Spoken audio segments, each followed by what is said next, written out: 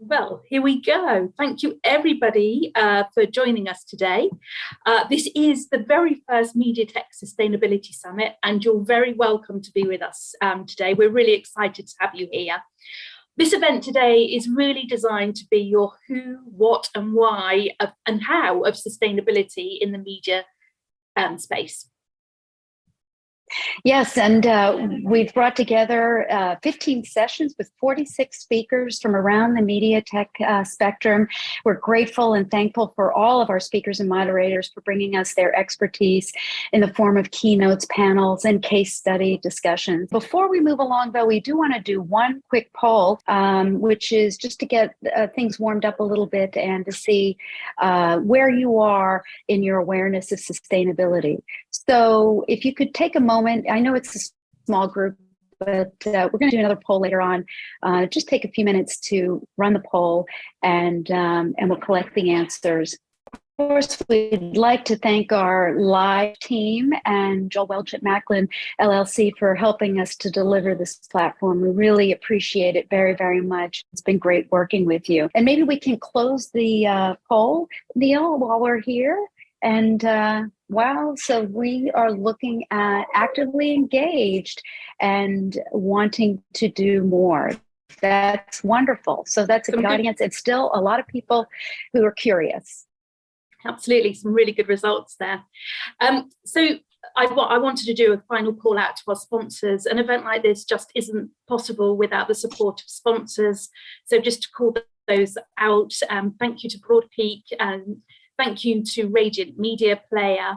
Thank you to CBC Radio Canada, and thank you to Televideo for their generous support. We couldn't do it without you. Thank you. So these are our opening remarks taken care of, and it's time to start the show, Lisa. And I hope you all enjoy the MTSS, and we'll look forward to interacting with you over the course of this day.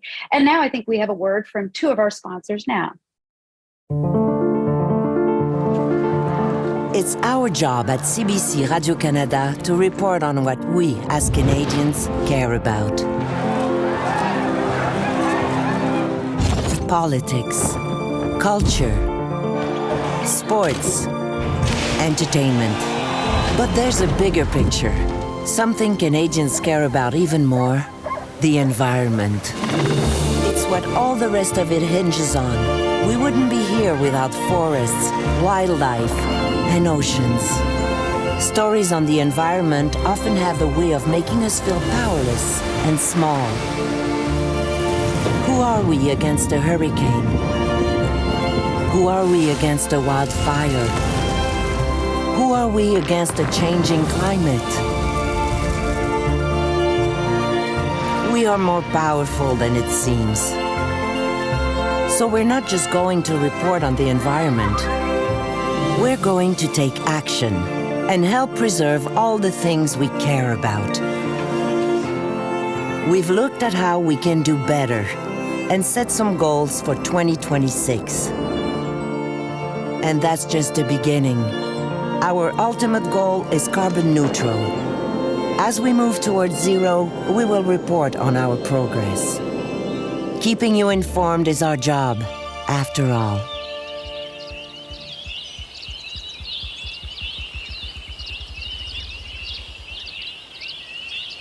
I think a great video there. And before we get started, there is just one more to share with you. And I think CBC Radio really shows and highlights there, the reason that we're here today.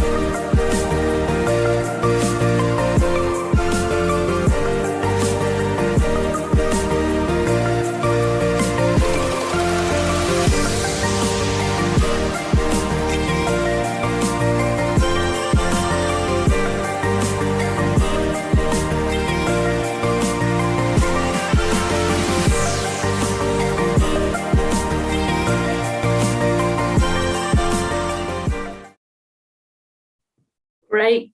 Well, again, it's wonderful to have you all with us here today. So let's move on to our very, very first session. And I'm delighted to have Deep with us here today. Deep is really going to set the scene for us today and talk about what sustainability really means. I've known Deep for some time, and she's my guru when I need to know anything about sustainability or ESG. She really has got the great background. Deep is an established ESG and sustainability professional with a broad range of experience across strategy, operations, and ESG reporting.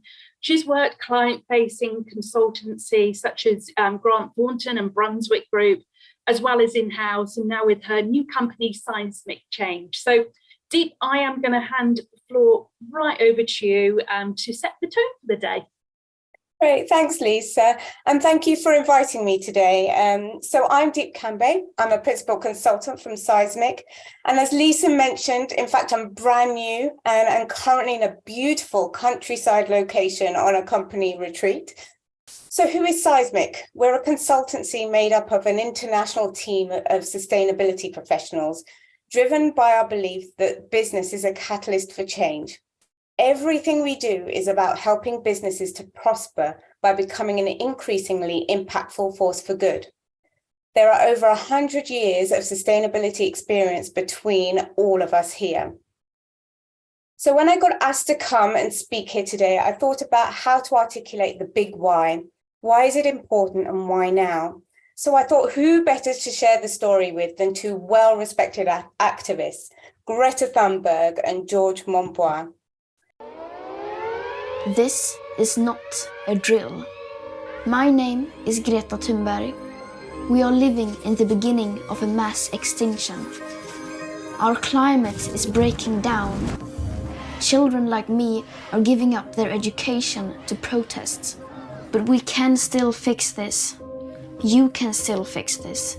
To survive, we need to stop burning fossil fuels. But this alone will not be enough. Lots of solutions are talked about, but what about a solution that is right in front of us? I'll let my friend George explain. There is a magic machine that sucks carbon out of the air, costs very little, and builds itself. It's called a tree. A tree is an example of a natural climate solution. Mangroves, peat bogs, jungles, marshes, seabeds, kelp forests, swamps, coral reefs, they take carbon out of the air and lock it away. Nature is a tool we can use to repair our broken climate.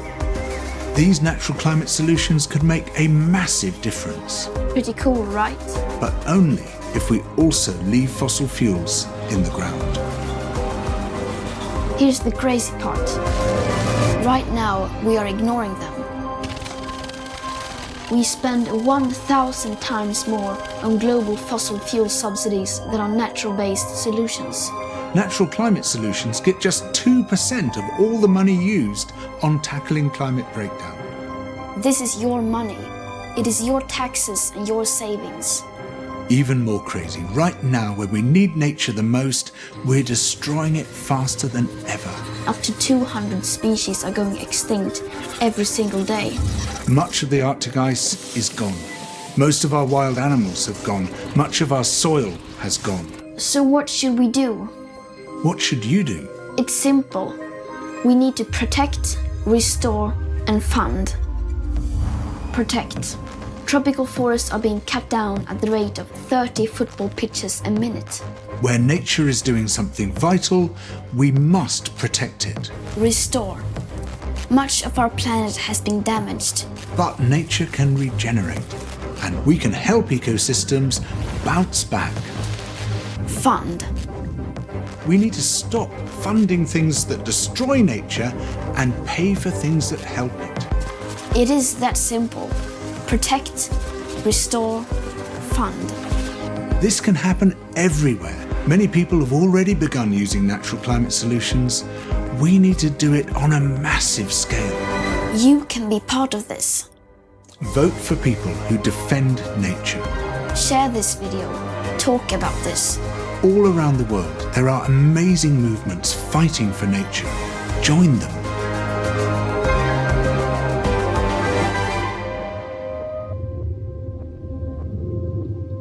everything counts. What you do counts.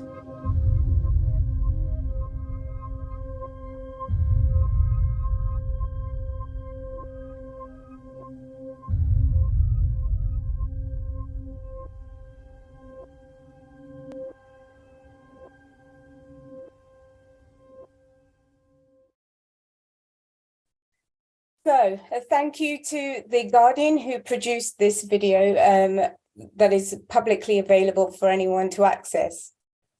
So let's get back to basics and demystify some of the terminology used to describe the action that we have seen evolve over the last few decades. So if we rewind back a few decades when corporate social responsibility was at its peak, this was relatively early on when companies were focusing on community impact, generally through charity partnerships. The driver was very much focused on brand reputation and demonstrating how the company cares for the wider community through financial or product donations. As the industry started to mature, there was more evidence building that in fact businesses who were implementing responsible business practices and identifying the value of acting on environmental and social impact across the full value chain were in fact performing better. It is now widely accepted that corporate sustainability is a business imperative when managing risk. So let's move on a little bit in time, and now we understand it more as corporate sustainability. This involves the coordination and management of environment, social, and financial demands to ensure the business is responsible, ethical, and continually successful without compromising the ability of the business meeting the needs in the future.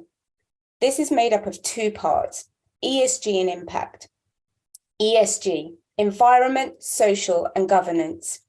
This has now broadened the scope that it focuses on. It goes beyond carbon footprinting and delves into further environmental impacts as well as social impact, such as employee performance and supply chain practices.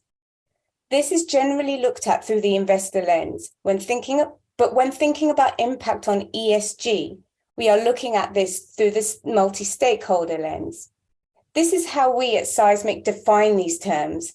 However, it is very common for these terms to be used interchangeably, and therefore there's no hard and fast rule in place on how these terms are used within your business. So it really does depend on how your organization is talking about these issues and what works best for you.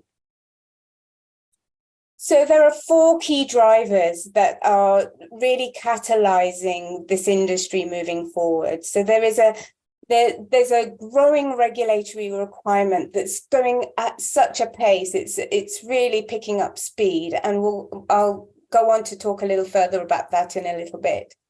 We've seen a growing interest, a significant interest from investors who now are understanding that they need to consider environmental and social risks and understand how it affects a business in the longer term.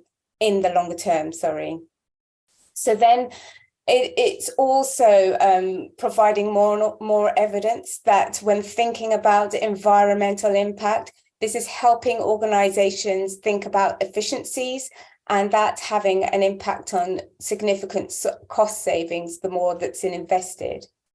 And also more and more employees want to work with purpose-led brands and businesses, and these types of businesses are attracting talent and retaining them. So now we've demystified some of the common terminology. Let's take a closer look into the landscape through the regulatory and investor lens. Every stakeholder has a key to play when contributing to a company's corporate sustainability strategy to ensure success in achieving longer-term environmental and social commitments and targets. Now, if we think about employees, especially within the media tech industry, if you think about the cameramen thinking about the equipment that they're using, they're wanting to have efficient equipment, using low amounts of energy, understanding that it's got a long life and it can maximize its value for its first life, as well as considering its second and third life. Also thinking about the writers who make some wonderful content and stories, and thinking about sustainability when bringing in characters and when thinking of imaginative storylines that grip the nation and beyond.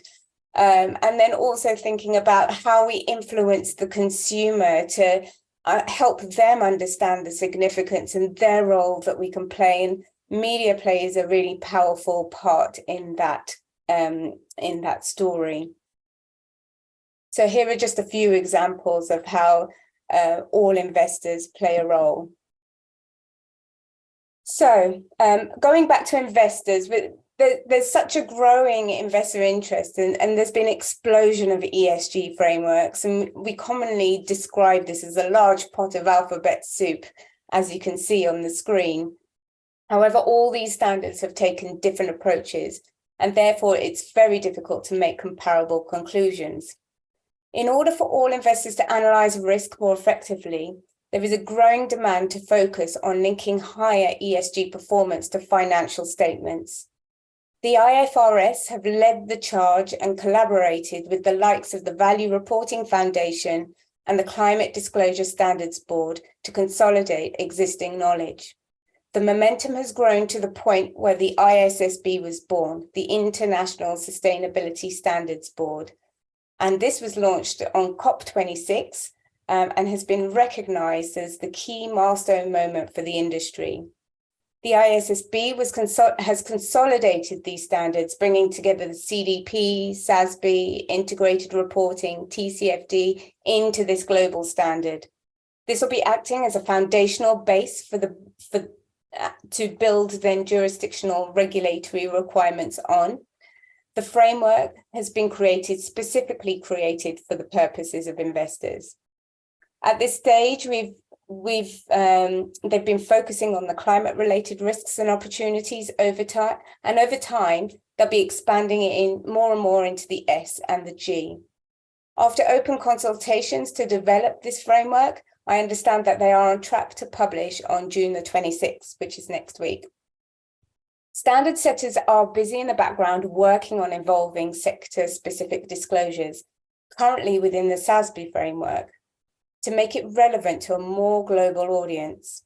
At the moment, it's very US-centric, purely from the location it was born, and the UK have now expressed intent of incorporating this global framework, the ISSB, into the UK regulatory as a UK regulatory requirement. Here's a snapshot of standards being produced and developed. The pace has picked up significantly, and as you can purely see on the screen, ESG is not going away. In fact, it's just going to get more and more and more. When drilling down into the investor lens, it's all about providing ESG data that will support them to assess risk on any investment decisions being made. At the moment, it's a very fragmented landscape. However, there's a lot of collaboration with standard setters, working with the likes of rating agencies and regulators to continually evolve and align disclosures. So no matter where you are on your journey, or whether you are a large multinational organization or a small startup, the ESG landscape is moving at pace. It can feel overwhelming and hard to keep up. Many of you may be asking yourselves, how can I translate all of this information and make it meaningful and practical for my business? So when thinking about approaching sustainability, we think about it in 5 stages. Firstly, look at your value chain to identify your ESG baseline. Look at the key impacts that matter most to your business, and then agreeing where you want to focus your resource and investment. These will then inform your business strategy. When drilling down into each of these areas that you want to focus on, you then need to identify the risks and opportunities to inform the direction and ambition of your business. These considerations will support you to further define your sustainability strategy, building in longer-term commitments and targets. Find quantifiable KPIs that are meaningful so you can then evidence performance improving over time. It's important for each business to continually evaluate and be flexible as the external environment continually changes. It is essential that all of this is hung together with a robust governance structure and risk management process, ensuring accountability and transparency. There are many tools in the marketplace to manage sustainability within organizations. At Seismic, we use B Corp management tool, otherwise known as the B Impact Assessment. We use this to identify the ESG baseline for our clients. The BIA is currently used with over 240,000 organizations to understand, improve, and measure their impact in the world and communicate it to their stakeholders. A significant amount of organizations use the BIA as an internal management tool. However, more and more businesses are choosing to certify as B Corp businesses. This requires them to be verified by independent third party to meet high standards of social and environmental performance. This forms the movement of a growing community of organizations around the world who believe business can and should be used as a force for good to support the shift from shareholder to stakeholder capitalism. So why use the BIA? It's a comprehensive and stakeholder driven. It considers all stakeholders in all aspects of the business. It is made up of approximately 200 questions with weighted scoring against each that reflects the level of impact and performance. The tool is live and has no time limit, and it's very challenging and a rigorous assessment. You can tailor this assessment, and it'll help tailor it around the size and sector of your business. It's independently governed and updated every 3 years. And it also supports you to build out improvement plans to support the learning and development of your business. It assesses 5 key areas: community, environment, customers, workers, and governance. So over the last few years, you can see since 2007, it has started to gain momentum. We can see that that there has been a slow growth to begin with, but it's particularly catalyzed over the last few years. There's currently over 6,000 B Corp businesses worldwide, employing over 618,000 people. The number of B Corps in the world has increased over 315% since 2015, with the growth rate continuing at its current level. There'll be over 17,000 B Corps in the world by 2025. In the UK, it's particularly high, one of the fastest growing markets for B Corp companies. There are currently over 1,300 certified B Corps in the UK. The total combined revenue is £16.2 billion. Employing 55,000 people, the number of B Corps in the UK has increased over 1,400% since 2015. And with growth at this pace, there'll be over 7,300 B Corps in the UK by 2025. Just wanted to show you a bit of a snapshot of the types of companies that the types of clients that we've worked with to help them on their ESG journey. As you can see, there's a wide variety from customer-facing brands to investors and such like. So why B Corp? So what I've done here is I've pulled together a slide to highlight some of the benefits of becoming a B Corp company if you choose to do so. So when we think about millennials and the younger generation, they now want to work for companies whose values reflect their own. Employees are now looking to work for organizations that have a strong purpose. And B Corp is a globally recognized certification and management tool for businesses going above and beyond making profit. We know from working with over 700 organizations, some either investors themselves or companies who have sought investment, that private equity firms are taking ESG into account when making investment decisions. B Corps are growing faster, as we've just seen, and global consumers find brands that are actively communicate their purpose more attractive, and they are using their spending power more consciously. When customers are given the choice, they choose more and more to buy from B Corps over others. Businesses should have a legal responsibility. Customers are now saying they are more attracted to buy from certain brands over others if these brands stand for something bigger than just the products and services it sells.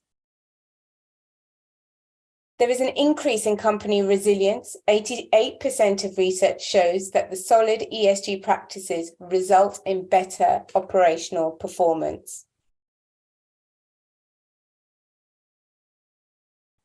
So I wanted to pull out here a case study with one of our clients that we are currently working with, Tenzing. Now, they are a traditional private equity investor,